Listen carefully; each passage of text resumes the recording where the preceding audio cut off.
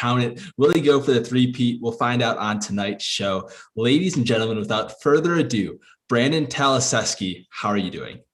I am great. Thanks for having me, guys. We're super excited to have you on tonight's show. It's going to be awesome to kind of hear about your race and just kind of what you've done in the past couple years with running and kind of where you want to go over this next year or so. For those of you that don't know, my name is Wesley Harton, and holding down the fort with me tonight is the man who is running with my nomies or the homies 50K this weekend, JD3, John Dolovaki III. How's it going?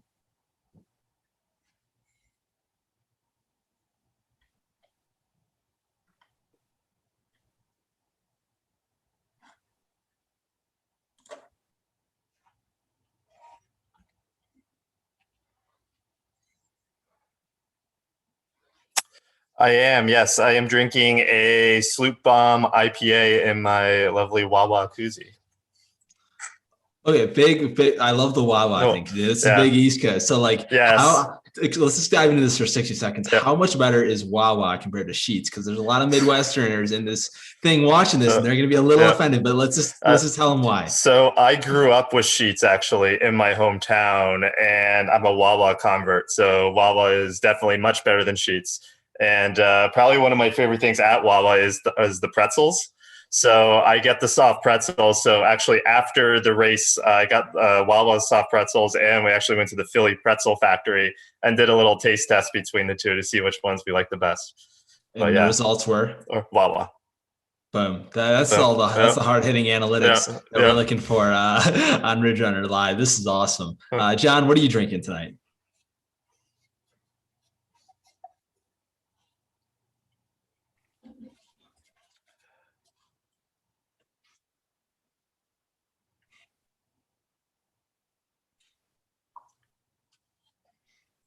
Almost went with a seltzer tonight. Almost did. I didn't with the Deschutes little squeezy juicy pale ale. So that's what I'm drinking tonight. As always, returning, you guys know the drill. You can find the show on YouTube, Apple Podcasts, and Spotify. We're on Twitter, Facebook, and Instagram. If you're on Strava, join our Strava club as well. It's starting to get a little too competitive though, so let's just maybe bring it down a little bit. But no, join us if you're on Strava as well. Ridge Runners on all platforms. Brandon, let's take us back to when you first decided to kind of lace up a pair of running shoes. What did that look like for you? Why did you decide to go on a run for the first time? Well, mostly it was because of my dad. So my dad ran in high school, was a pretty good runner in high school. So he definitely had an influence on me. My sisters ran track in high school as well. So they were a couple years older than me. So overall, hearing the stories about my dad and watching my sisters run track, I kind of got involved in track. I didn't love it at the beginning, but over time, it was definitely something that I really started to love and enjoy.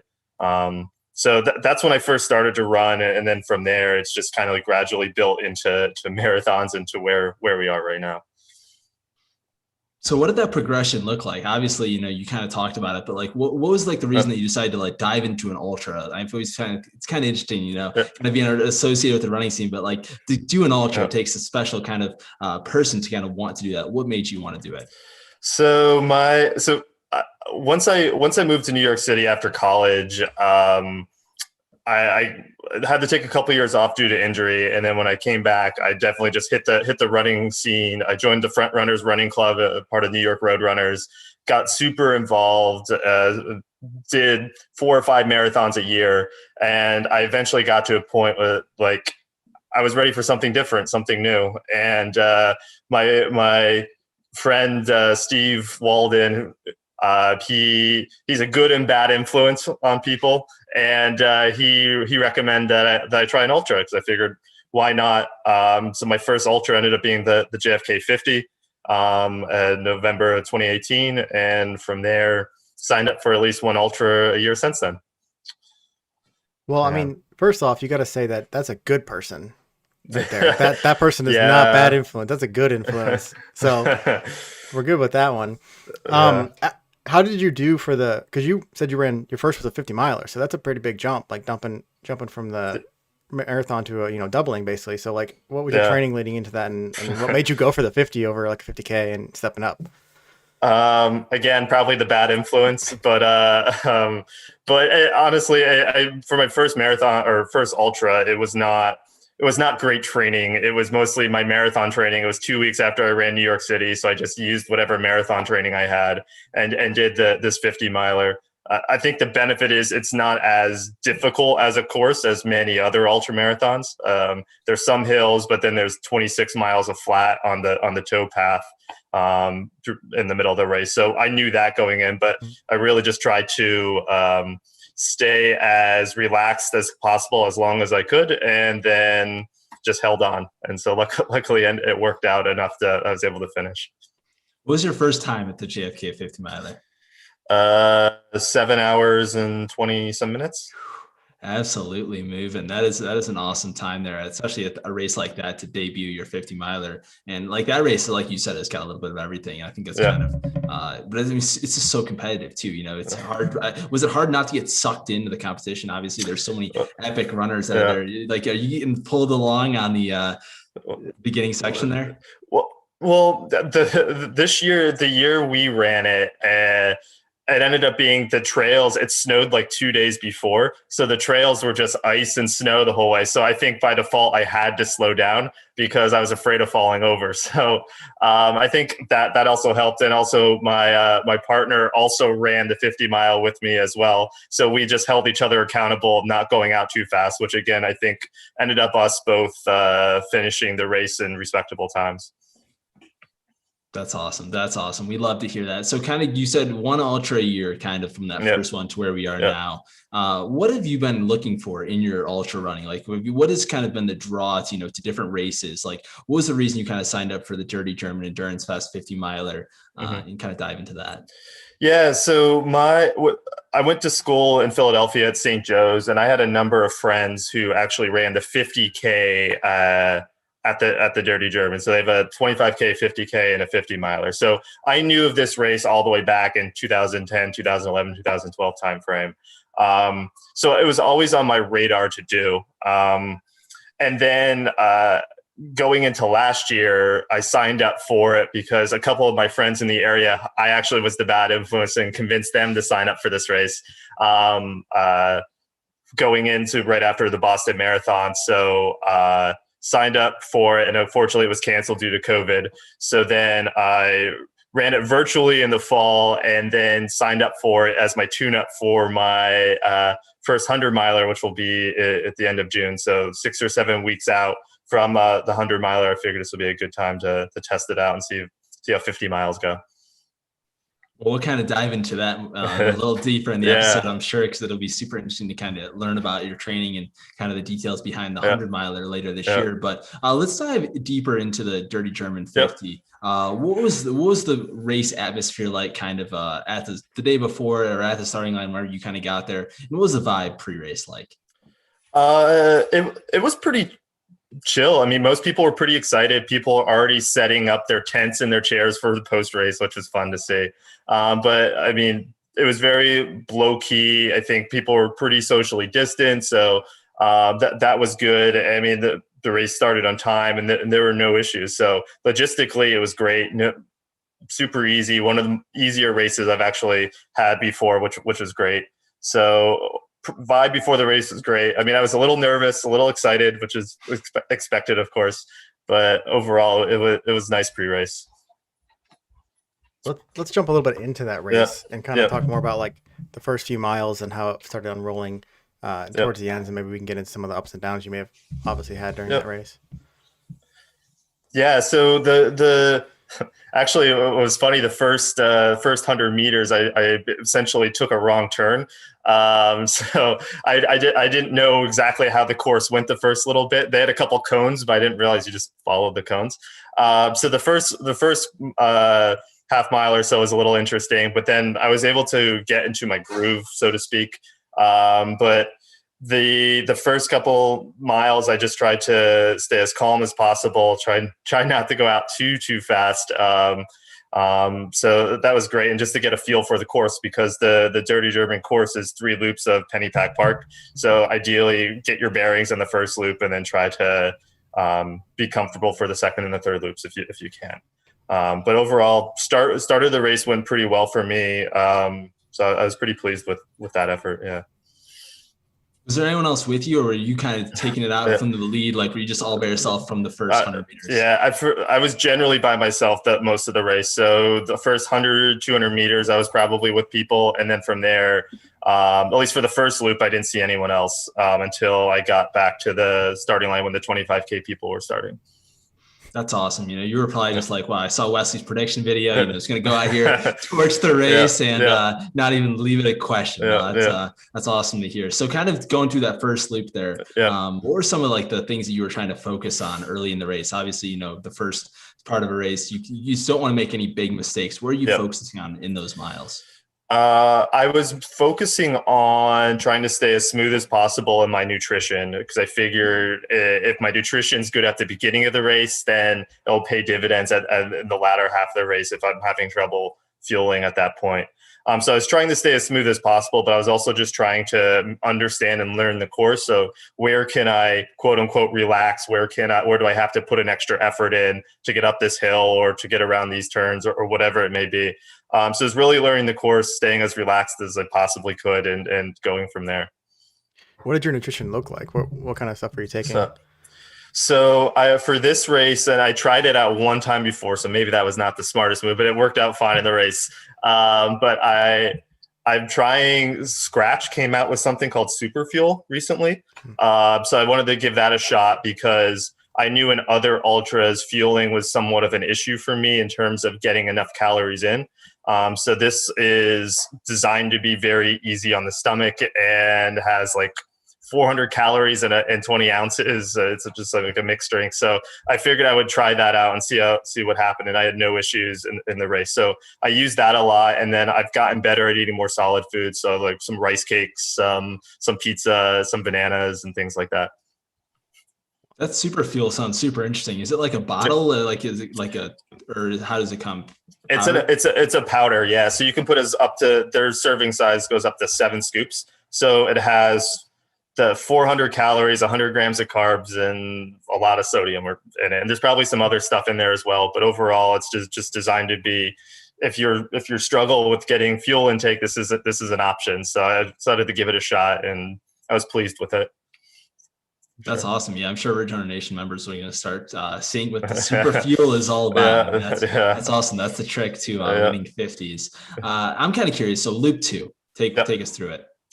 Loop 2, it was challenging at the start just because I was going around a number of the people who were just starting their 25K.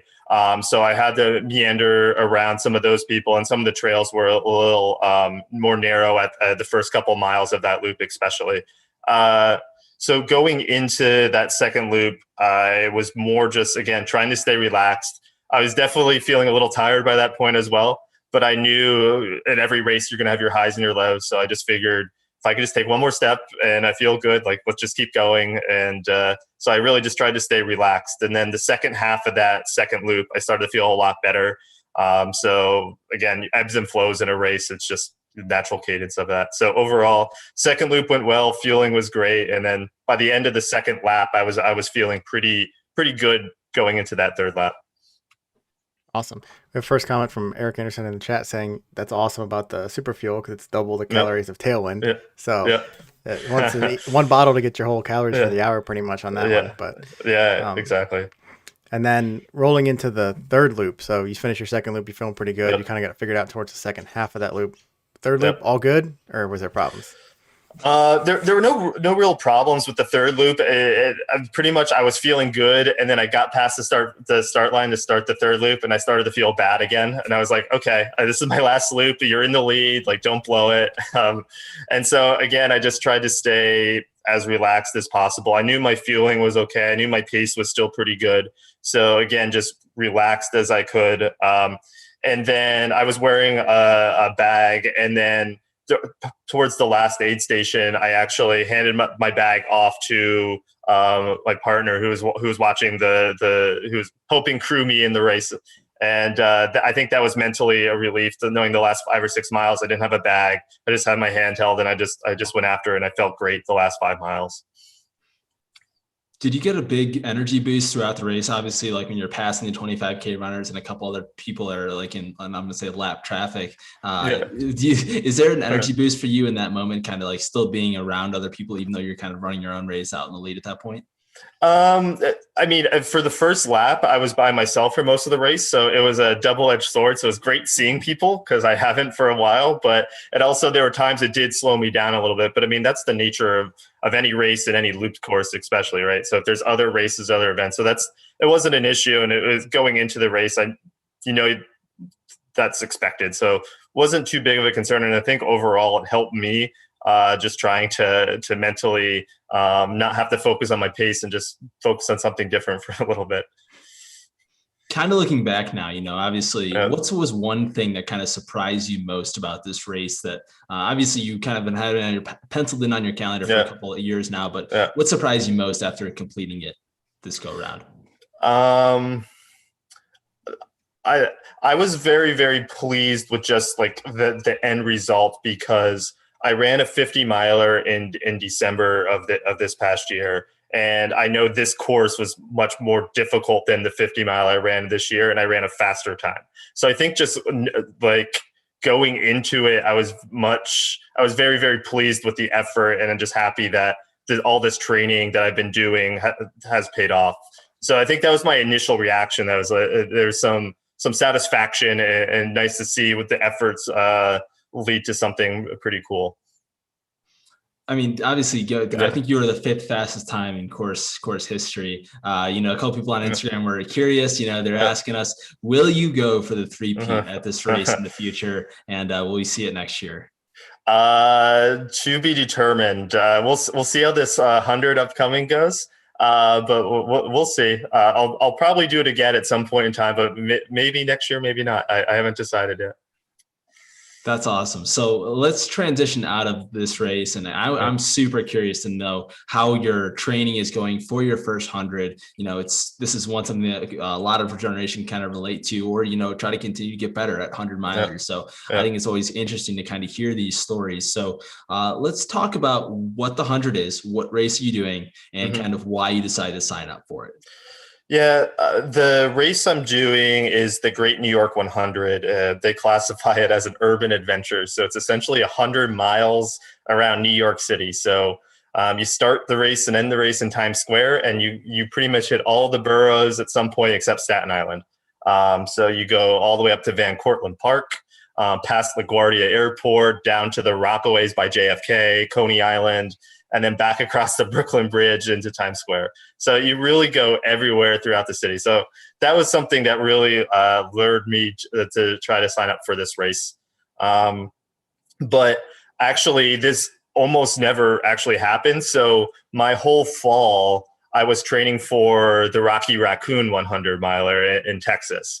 And I ran a couple of races in the fall in preparation for that. And ultimately, I just felt at the time, COVID rates were a little bit higher in Texas. I decided to back out of that race just because for me, it didn't make sense to fly down and attend an event like that at that time. So did another race and then took some time off and then ramped up for this, and luckily got in through the lottery into this race. So again, looking forward to this race. It's going to be exciting. It's going to be quite the day, and it'll be a nice way to celebrate and bring in my 30th birthday a few days later. Absolutely love to hear that. As a New York City resident yourself, how much of the course have you already been on, and kind of what excites you most about like the actual course? Obviously, as someone who doesn't live in New York City, the fact that you could go do 100 miles all throughout the city is super appealing. But for someone who lives there, is the allure kind of still there? Oh, of course. For the race course itself, I've run parts of it, but most of the race course I've never done before. So luckily the race director gives the Strava routes out. So after they have their training runs, I go run a portion of the course. So I've run probably 60, 70 miles of the course.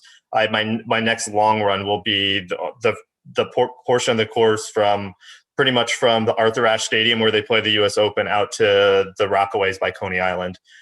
So that's going to be my next route is that section. But I mean, it's just going to be very exciting. And with the part that I'm most happy about is I have a number of friends in the city who are coming to pace me at certain portions of the race. I have 1 or 2 friends flying in, so it's just going to be a great time and a culmination and seeing friends and some family. So it'll be really, really nice.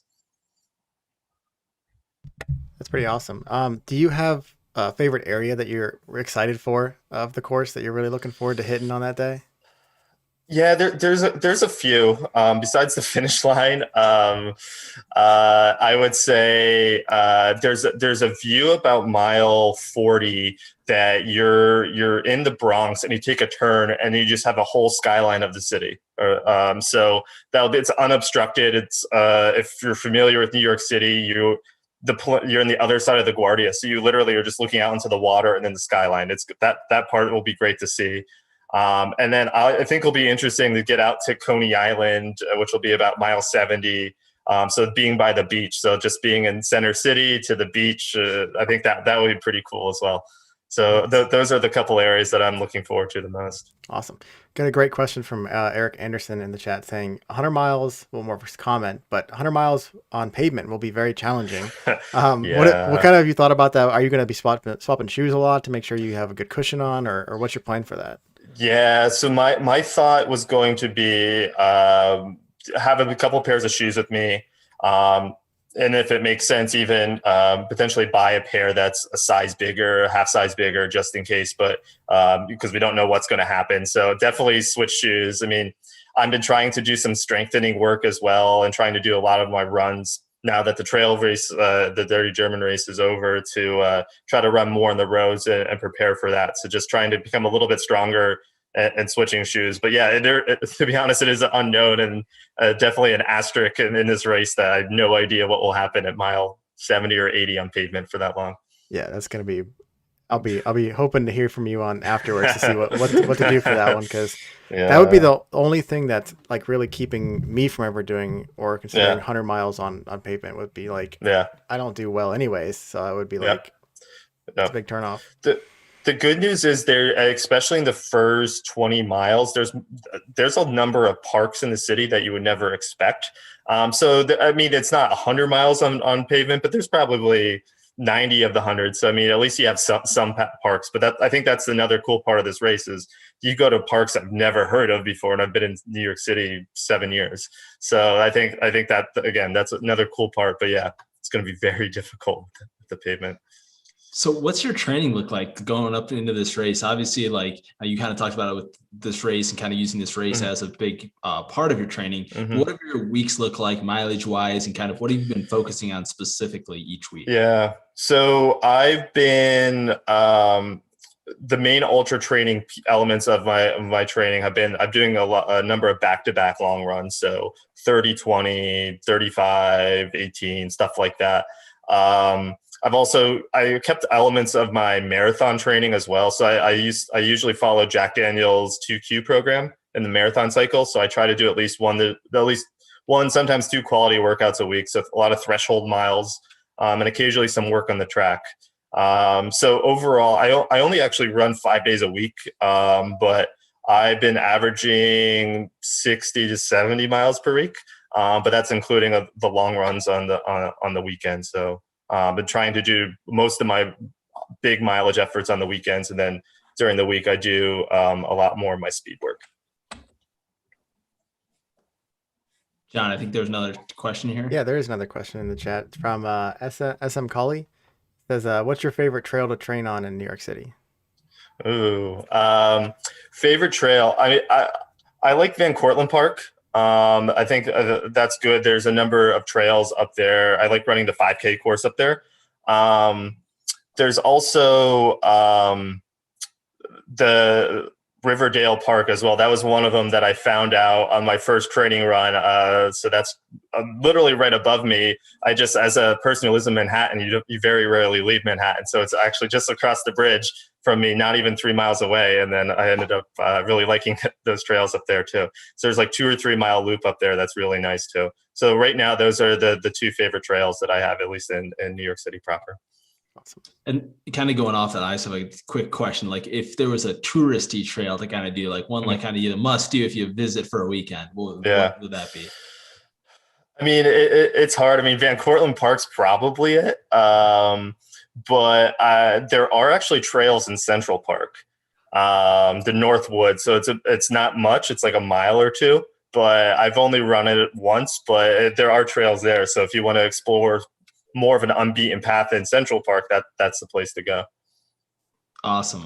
That's great information there. I'm kind of curious now, kind of going off. You kind of talked about how you run for 5 days a week. Mm-hmm. What does your recovery look like on those 2 days, and how has those 2 days to recover kind of helped you in your training? Because I know a lot of ultra runners sometimes feel like they can't take an off day, or if they do take one day losing training, but recovery is just as important as the training. How's that been for you? Yeah, I partially I've been doing the 2 off days is just I've had Achilles issues in my past, so trying to save my body and preparation for those long runs and for the speed workouts I do during the week.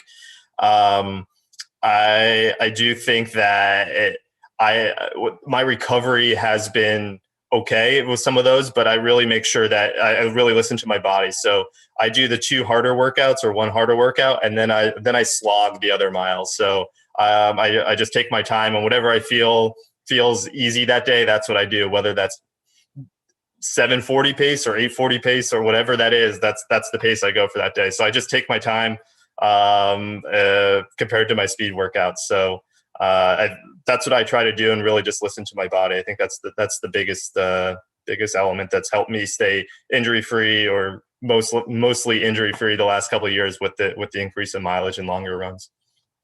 So you talked about doing a 30 miler, 35 miler. What do your long runs look like specifically? Are you running the same pace the whole time? Do you mix up hills in the city, or just kind of it's the same pace, or what do those look like for you? Yeah, I generally just try to keep the same easier pace for those. So what would be potentially maybe my target race pace, or whatever, again, feels easier for that day. So that way I can make sure I can practice my nutrition and just trying to make sure I understand the race course and can pay attention and feel comfortable. So whatever really feels easy that day, that's generally what my longer runs are. So if I'm running in the city, for this race, just because it's not closed, they're not closing down the city for this. So and there's a lot of turns. So I'm just trying to understand the course and make sure I can learn it. So that way, when I get to the race, and if I'm running by myself, I don't take wrong turns and add extra mileage. So all my runs are kind of all over the place, at least for my long runs in the city. So when you're doing the 100 miler, what is your plan for the nutrition for that one? Are you going to stick with the same exact stuff you've been doing right now that worked out, or are you going to try to add or try new stuff before then? I'm going to try new stuff before then. I mean, it's nice to get a lot of calories through your drinks, but you're definitely going to need some other stuff. So one of my friends who's done a number of triathlons and some ultra endurance events recommended the book Feed Zone Portables to me. So I started reading those books. That's where I started eating rice cakes and different portable foods that are real foods that are easier on the stomach than gels and blocks and things like that. So I've been trying, dabbling in some of those and seeing how they go. Because I've found for me, having solid foods is better than having a lot of gels very often. Yeah, I would agree. Good food is always one way to make you happy, especially during those when you're down in the low. But exactly. In addition to that, like being in pavement and being in the city in June can get probably pretty hot. Yeah. So are you going to wear the bucket hat like Wesley always recommends, and or what's your plan for dealing with the sun and stuff like that? Because it does get brutal when it bounces off the pavement. Yeah. That is a great question. I'm going to pray for not whether that's not as hot, but if it happens, it happens. So maybe if that works. I haven't thought that far in advance of that, but I'll probably just have a number of T-shirts or whatever to try to protect my body. I've read from other ultra runners that don't wear tank tops when it's hot out, when it's that hot out because of the sun and getting burnt. So they actually recommend wearing T-shirts, things like that. So I'm open to suggestions if people have other thoughts on that as well. But a lot of ice, maybe the bucket hat, and trying to stay as hydrated as possible. Yeah, we had Definitely recommend the bucket hat personally, but Harvey Lewis was actually Yeah. on RRLive not too long ago, and he says, he's won Badwater before, and he says Yeah. the arm sleeves for him are super Interesting. important. So like he's not too worried about the added heat per se because it just bounces off, and Yeah. the arm sleeves for him have been super important in his heat training. That's why he manages it so effectively. So maybe give that a shot. Yeah, that's a good idea. Kind of going off that though, I'm kind of curious now because this has been super awesome. Kind of learn about your background in running, your ultra career, and kind of this race and going into it. What is the course markings like in the middle of New York City? I'm assuming you can't just spray paint the whole road. Like, how do you not get lost in New York City doing 100 miles? It's a great question. So the race director has certain little arrows on the course, but those are still a little bit easier to miss. So that's why I've been trying to do the runs in advance. So I think that's one way is so I can try to learn the course. Another area is he has the map, so I send it to my watch and then use my watch to help navigate me through. And then third, I'm hopeful with a number of my friends who are helping pace certain elements of the race that I'll have them know that 8 to 10 mile section, and then that way they can help out and make sure I don't get lost there too. So I think those are some of the ways I'm trying to not get lost in New York City. But apparently, I've been reading a lot of blogs from people who have done this race, and they all say that without a doubt you're going to take a few wrong turns. So just try to stay cool when that happens and pull out your map and get back on course. Yeah, I mean, it's interesting because like I didn't even think about that part, but you're in the city, so like there's a lot of potential for people to mess with things or modify things. You can't do a traditional marking like you would on a trail, Correct. or no one's going to touch it, or if there is, it's going to be a very few number of people. But in the city, it's bustling all the time. So like, it's interesting. It's a good. Yeah, and then there's a chance you could be stuck at a traffic light for 2 minutes. Like there's those types of things can happen. So. Break out my street racing skills, I suppose, and try to dodge traffic. Just run in the subway. Just go down, and you'll be good to go down there. That's how that works, right? Yeah, exactly. No, this is going to be really fun. We're going to have to kind of get you back on afterwards, possibly to kind of hear all about this race, because this is one that's just piqued my interest. Because I would never want to do a road 100, but just the fact that it's through New York City, I think is super appealing there. What's one thing that you're hoping to leave that race without? Obviously, you can kind of have A goals and B goals and C goals, but what do you want to actually like leave the race accomplishing? That's a good question. For me, I really just want to go into the race and leave the race no matter what happens, just knowing that I gave my best effort in that race.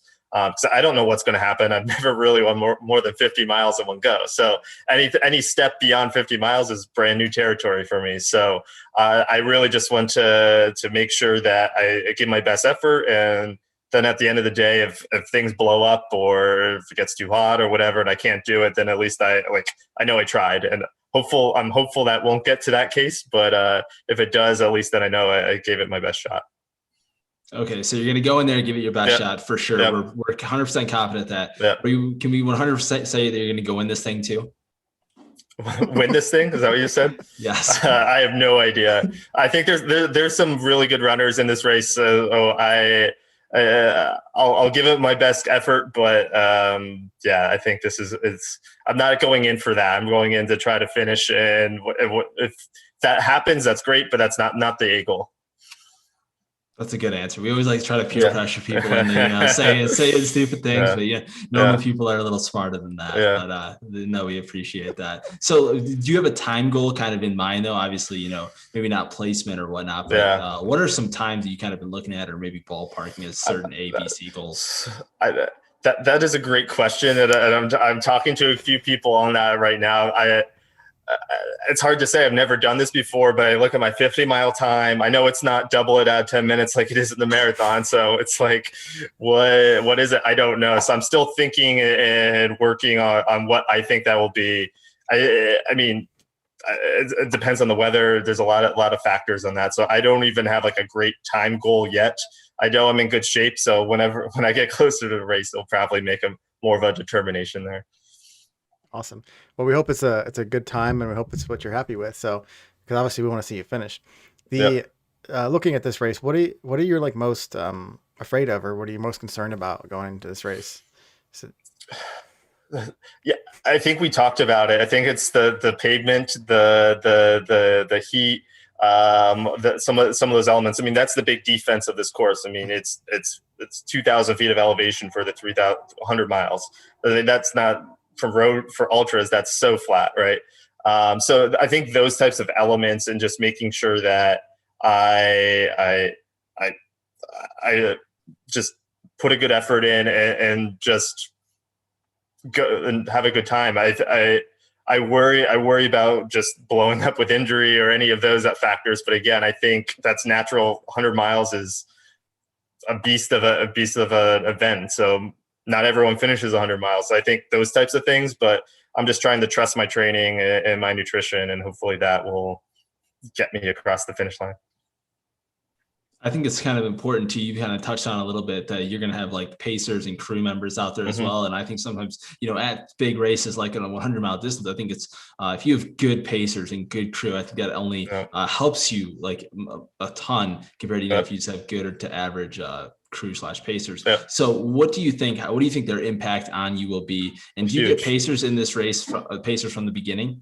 Yeah, so the race director just emailed us a couple of days ago on this. So they changed it so you could have pacers from the very beginning if you want. I don't know if I'll do that from mile 1, but maybe mile 30 and 40, I'll take advantage of that rule change.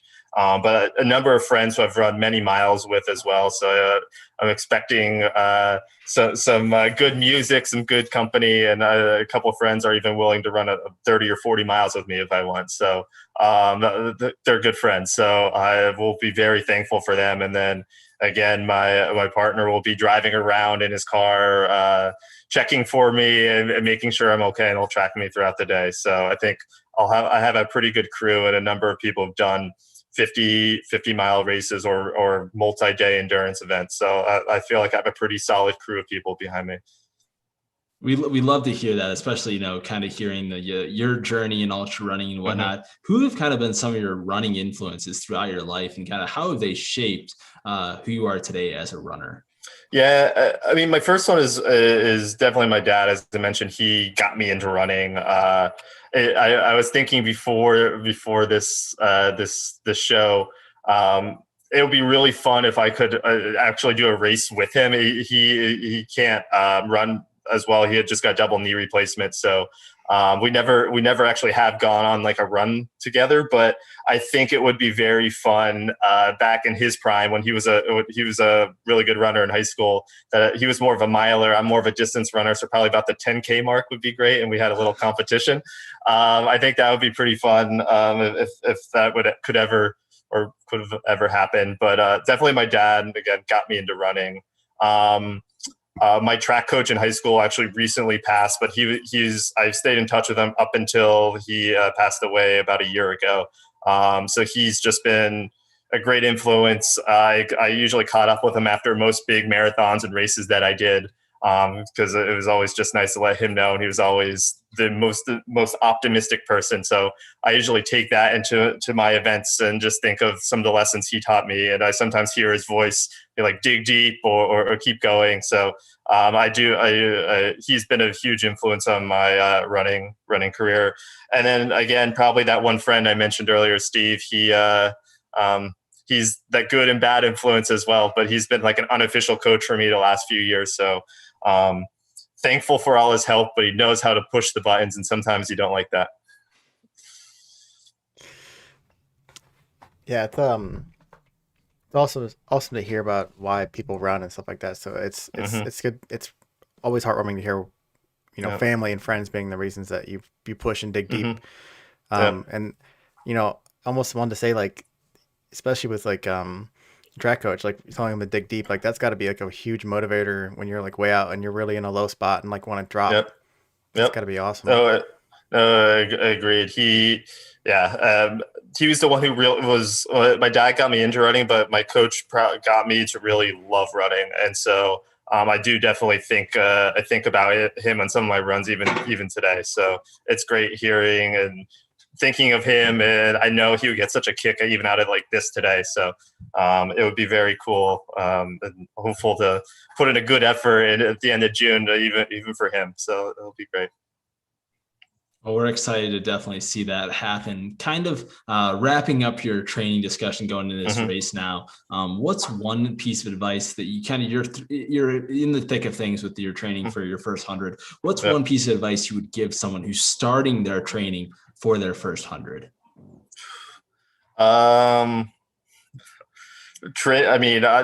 It's hard to say because I've never run one before, but I definitely think going into it, I feel confident with a lot of the back-to-back long runs I've done. So I think just really work your way up to doing one of those long runs, and then if you can, incorporate the next day afterwards. But I mean, in general, when people ask me what they should do for running, I usually tell them what my track coach told me when I first started is, if you can't hold a conversation while you're running, you're going too fast.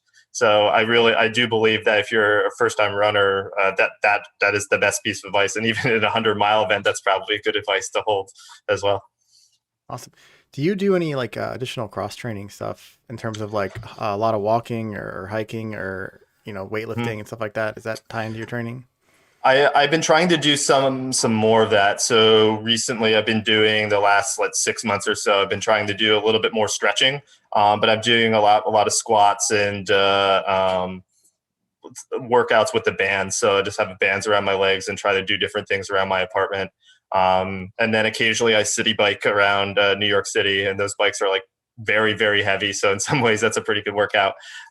So I do stuff like that. And being in New York, you naturally just walk a lot more. But I mean, I would say nothing too crazy, but try to do 10, 15 minutes a night, but that adds up over time. Agreed. The next part of the whole session here is our quick questions, which I think you got to see some of them, and we're going to dive into some of our favorites. Okay. What is one thing you can't leave an aid station without? Kind of a lame answer, but I usually get bananas every time. Bananas?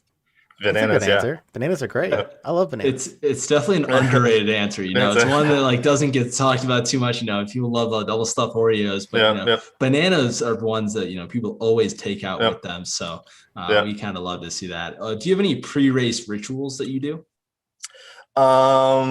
I won't say pre-race, but typically the night before the race, I usually have a Snickers right before I go to bed. So that's usually my dessert before the night before the race starts.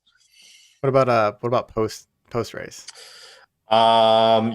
Typically it's beer and usually burger and fries, but this time I changed it up a little bit in New York. So I got a hot fried thigh from Harlem Public, which is a great restaurant right down the road from me. So that was nice. Nice. Will the pretzels stay in the post-race tradition? Maybe. Is that a once in a lifetime kind of thing? I mean, I feel like that's a thing you do in Philly, but not all pretzels are created equal. So I don't know if a pretzel in other places are nearly as good. So definitely a Philly thing. Definitely. So our next one is one of our favorites. If ultra running had walk-up songs like Baseball, what would yours be? Yeah. So what's funny is I don't listen to a ton of music. I would say when I saw this question before, I was thinking of a few, but I mean, I would go with Don't Stop Believing by Journey, but other ones or any songs by like Lady Gaga or Ariana Grande. So I know quite the contrast there, but those are some of the artists that I was thinking of there, and the songs by them. What is a go-to Gaga song? I don't think we have one of those on the playlist yet. We probably do have Don't Stop Believing, so we got to add it to the repertoire there. Yeah. I was the one I like is Bad Romance, but I do think that she has a lot of songs. She just had a big album come out last summer as well. So a number of the songs on that are great as well. Big fan of the Bad Romance songs. Yeah. So that's a perfect choice there for that one. We might know the answer to this one, but we'd love to know, if you could run with one person in the history of the world, even if they aren't a runner and would be able to run with you and keep up, who would it be? Yeah, the person, again, just because of having bad knees, I never ran with my father, so that would be a very cool thing for me to do. And I mentioned how it would be fun to if there's a way to time travel to go back and race an event with him. I think that would be great. Because I only hear stories, but it would actually be fun to see how that would go. And like Wesley's saying, we always love those answers. They're the best. They always get us every single time. So it's one of the favorite quick questions we have. Before we wrap up here, do you have any sponsors or anybody extra that you want to give a shout out to? No sponsors, but I think a few people are watching, or if they said they were at least. So hi, Mom and Dad, if you're watching, and thank you for getting me to be here. Awesome. Where can people want to follow you on social media? Do you have an Instagram or something like that? Some people can follow you? I do have an Instagram, so if they're really curious and following me, I'll be surprised if you are. But if you are, Instagram is at BTALY88, so at BTally88. Awesome. We'll put those links in the description, like as always, and we'll put your Strava link probably in there as well if you have one of those. This has been a great show of it. It's been awesome sitting here to talk with you. We loved hearing all about the stories and what you're doing for your training coming up for this new race. And we obviously wish you the best of luck at the 100 miler. And we would absolutely love to have you back on the show once you finish, obviously. That'd be great. And I'd love to do that. As Wesley says, he'd probably want to see you win almost, but but we'll settle with just a finish, right? Yeah. So, as always, everyone in the chat, thanks for watching. Return Nation is a wonderful guest as always, and it's just wonderful. So we'll see you all next week on the next episode of not Road to 100, but Ridge Runners Live. We'll see you guys next time. Yeah.